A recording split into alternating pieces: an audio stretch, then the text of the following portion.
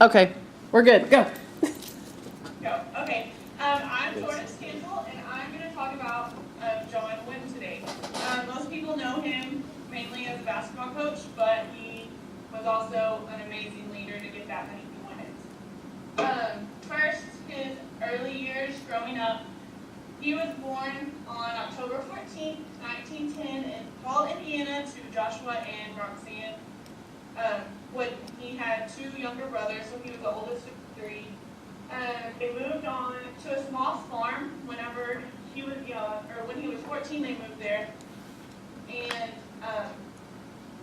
they got hard times, all that stuff, so they had to leave the farm, and he went to Martinsville, Indiana, where he attended Martinsville High School. While he was there, he won one state championship, and he lost twice in the state finals, so he had a successful high school career as a player.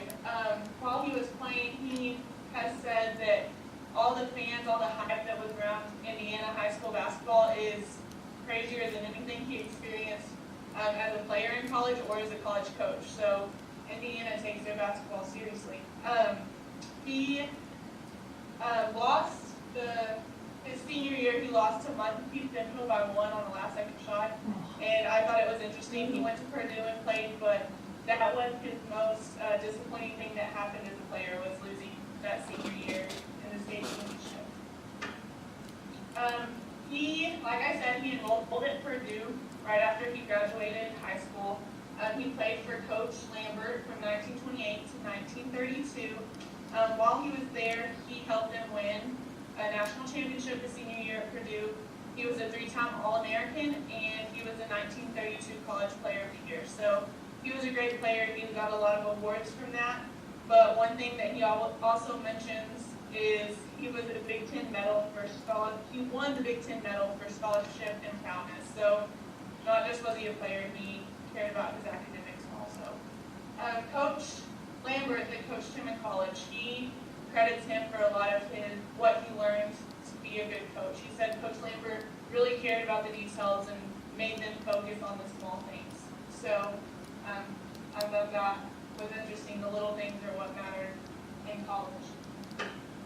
After college, he got married to Nellie, his high school sweetheart, and he got his first coaching job. This is when he became Coach Wooden. He accepted a job at Dayton High School first. He was the AD basketball coach and an English teacher. Whenever he took that job his first year, his team went 15-11. That was his first and only losing season. So he started off rough, but he ended pretty good. He was at Dayton High School for 2 years, and then he moved to South Bend, Indiana to accept a coaching position. There he coached baseball, basketball, and he was an English teacher. At that job, he had to do a part-time job at a press printing book or printing newspapers. So he did that while he was in Indiana. After that, World War II started, so he joined the Navy, and I thought it was interesting. He got his first assignment, and he didn't get to go because he had ruptured his appendix. The ship that he was supposed to go on ended up getting attacked by a kamikaze attack, and the guy that took his position was killed. So, Wow. I mean, I guess Gives me chills. that guy, but that's crazy that he wasn't there. So after he got out of the Navy, he came back. In 1946, he began coaching his first college job. It was at Indiana State Technical College, and that is where he kind of got into the world of college coaching. He was there, and they did well. They won their conference, and he actually got accepted or got an invite to a postseason tournament, and he did not take it that first year because they didn't allow African Americans to play in that tournament. So he turned it down and didn't take his team to that postseason tournament. The second year, they won their conference again. They got the invitation, and he would not take his team because the black players could still not play. So the tournament kind of relooked some things, and they allowed African Americans to play, and then he took his team. So I thought he stuck to his guns regardless of his team playing or not. But his high school record right before he went to Indiana, Teachers College was 218 wins and 42 losses. After he coached there for 2 years, he got a job offer from UCLA.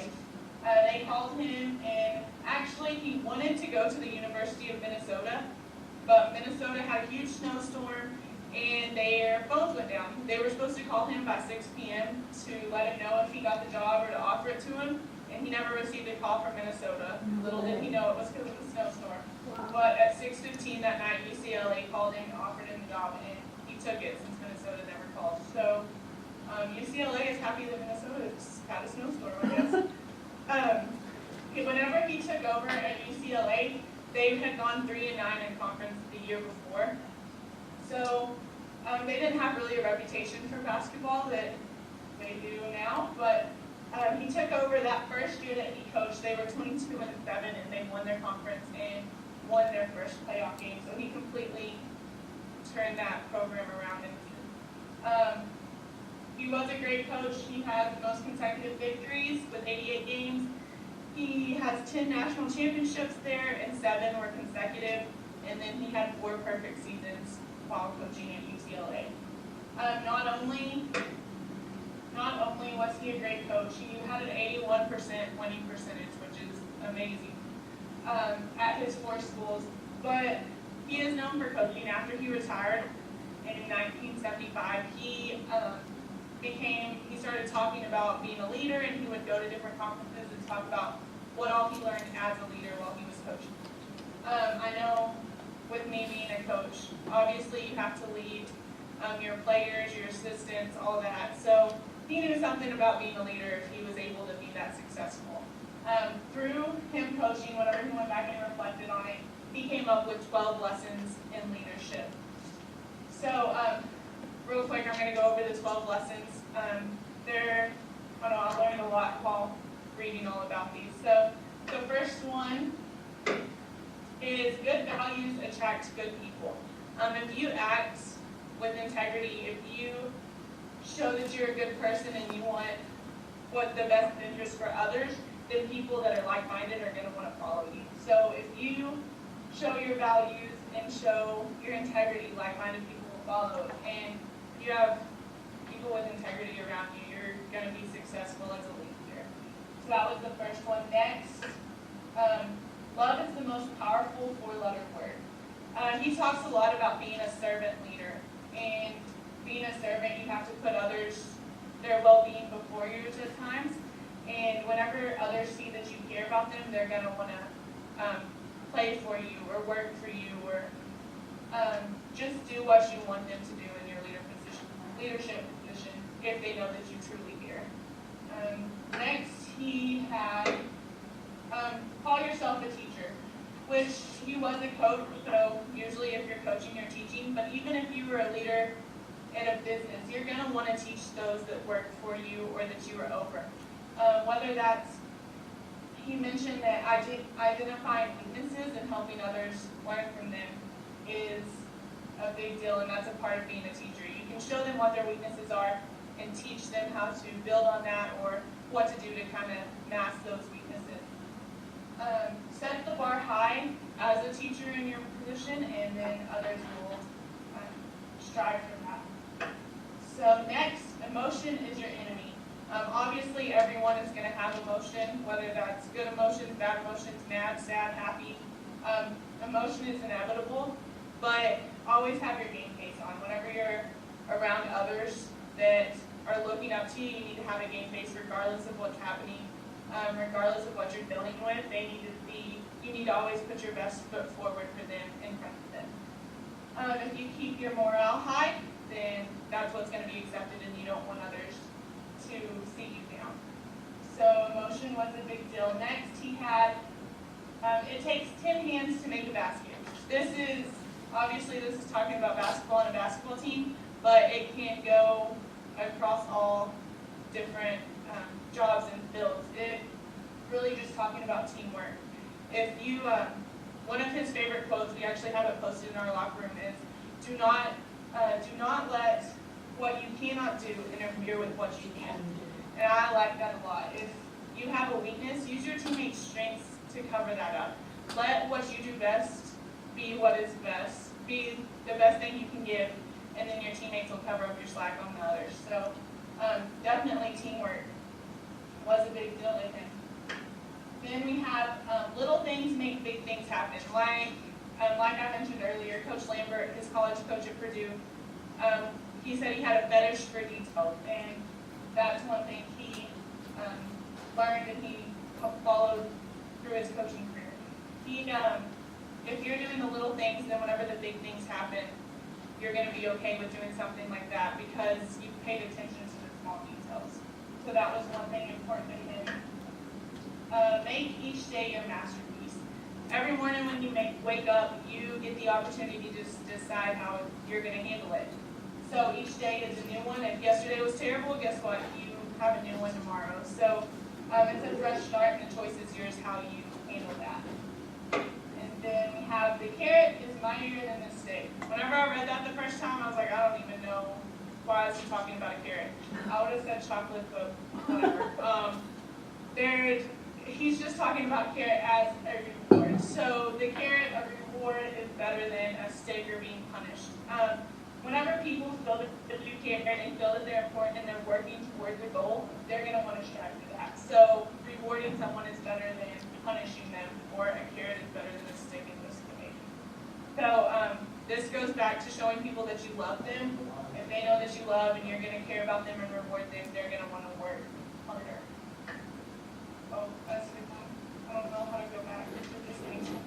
The one I skipped was make greatness attainable. People want goals. They want to know what they're working for. If they're just working without any type of goal, then they're not going to work very hard. So we want to help people visualize success and keep them motivated and let them know they're on the right track.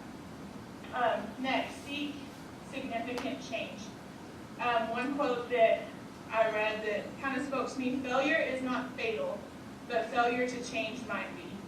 John Wooden said this, and it's okay if you fail, but if you don't change and you're kind of stuck in a rut, then you're not going to get better. So seek change that is significant, not change just for the fact that you want to change something, make it significant. And then don't look at the scoreboard. This is going back to basketball, but I really liked it. He is saying don't look at the scoreboard more as don't compare yourselves to others. Whenever there's a scoreboard up in the gym, that's showing how you're doing compared to someone else, and he wants you to compare yourself to your best. So don't compare yourself to other people, compare yourself to how much better you can be.